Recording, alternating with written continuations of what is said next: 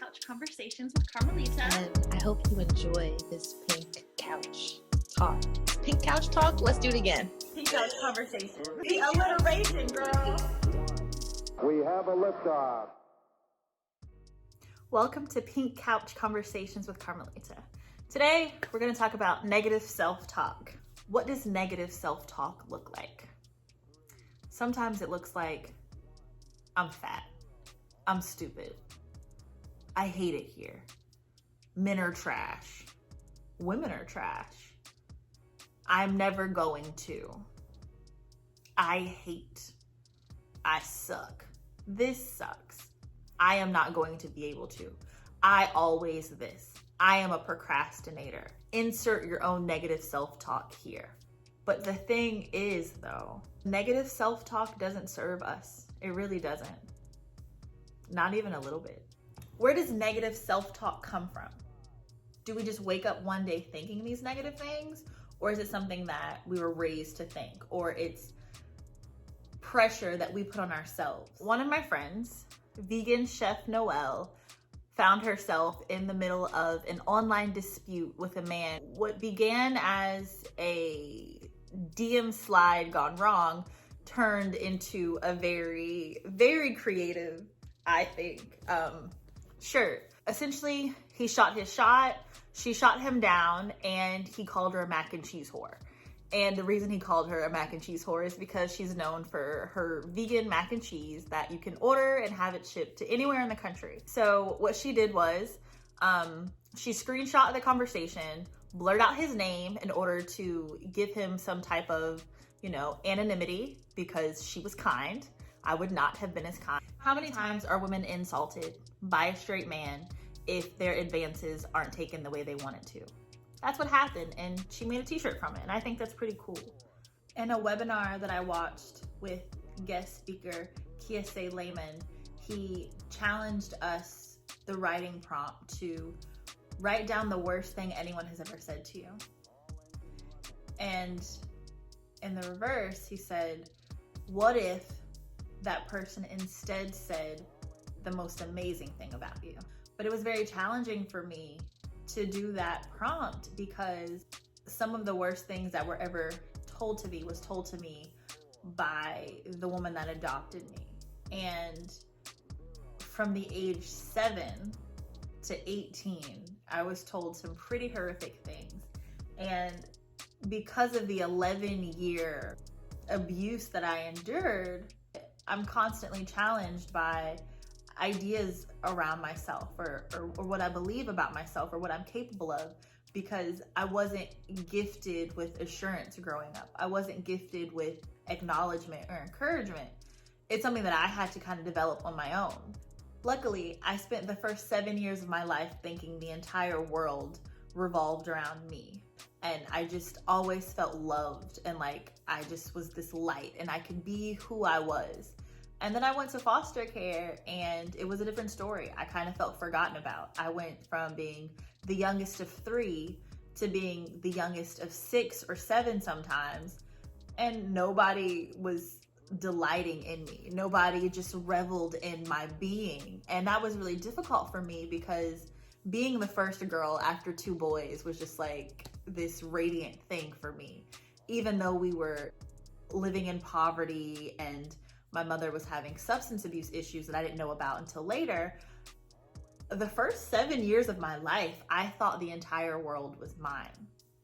And then the following 11 years of my life, not only did I get smacked with the reality that the world, not only was it not mine, there were also a lot of bad and mean and ugly things in the world. Thankfully, I had my big brother that I speak about often, but I had him telling me wonderful things about myself. And so I remember I was in junior high school and I was crying because I was being bullied by a family member.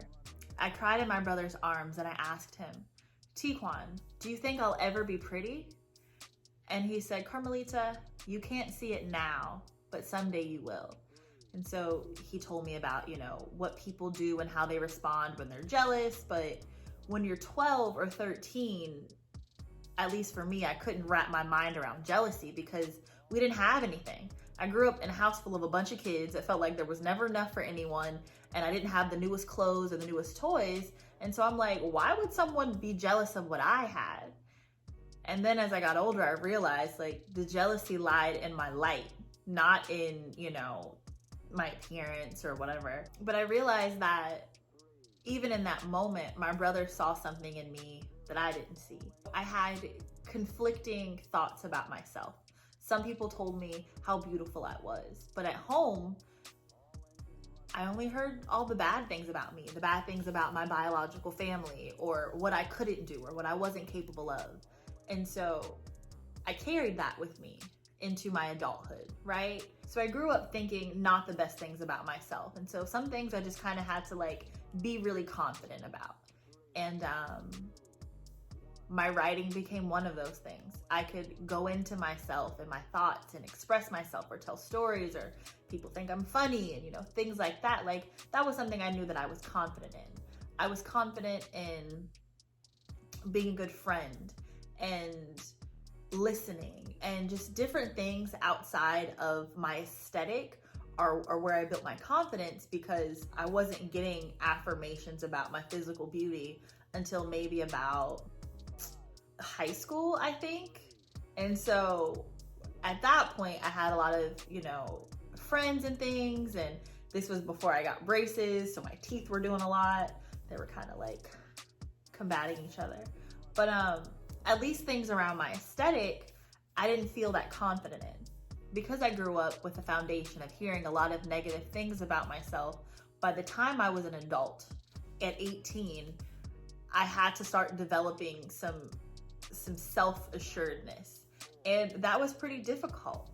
When people said kind things about me, I kind of just thought they were being nice, But then when I grew into myself and I found beauty in myself in other ways outside of my aesthetic, like, of course now I think I'm pretty and I'm beautiful and I'm aesthetically pleasing and all of these things, but the shit's only skin deep, right? So I had to find other things about myself that were great, like my laugh, or the fact that I can write well, or the fact that I could just make the most positive out of a negative. I find solace sometimes in my optimism. So when given the prompt, what if instead they said great things about you, or they said wonderful things? And so when I started writing those things down, I was like, wow, that's such an interesting perspective, because I found it very easy to write the worst thing anyone's ever said to me. And even now I could probably think the worst thing I feel about myself, and then in the same breath recognize that there probably is some hesitation when thinking about the alternative or the opposite. Like, what are some really great things about myself? So what I want to do today is challenge you to take all the really crappy things that you believe about yourself, any of your doubts, any of your fears or your questions about what you can do or what you're capable of, anything that you question, just think about it differently. One of the things my life coach had me flip around was, I'm paralyzed with fear. And instead of continuing to believe that when I'm afraid, I am paralyzed with fear, instead I challenge myself to think, I'm moving in the right direction. Because I do believe in divine timing, and I do believe that, especially if spirit-led, every step is the step in the right direction. You just got to keep stepping. And so when I find myself afraid, I remind myself, I'm going in the right direction. I'm going in the right direction. As opposed to believing the easier thing, I'm stuck. I'm afraid right now. I have to be here. Instead, I erase that thought, or at least challenge the thought. Another negative thought I find myself having sometimes is, I don't have faith in what I'm doing. It's crazy to me, even now, that I want to be a writer, that I don't have a more cookie cutter idea of what I want my life to look like. I tried the 9 to 5. I tried the being a young wife thing. I tried the being in one home, in one place, and not moving, around too much. I tried those things, and those things didn't work for me.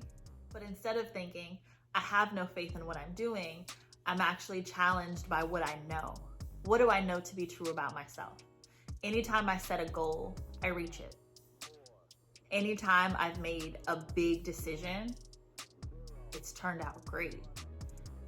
Was there fear when I went backpacking through Spain, not knowing a lick of Spanish? Certainly, but every day I just kept going. Was there fear when driving across the country by myself with my dog?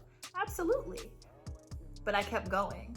So what do I know to be true about myself is that if I set a goal, I always reach it. So the next time I find myself being a little scared, I will remind myself, hey, you did something scary before. You can overcome that. So I want to encourage you to do that as well.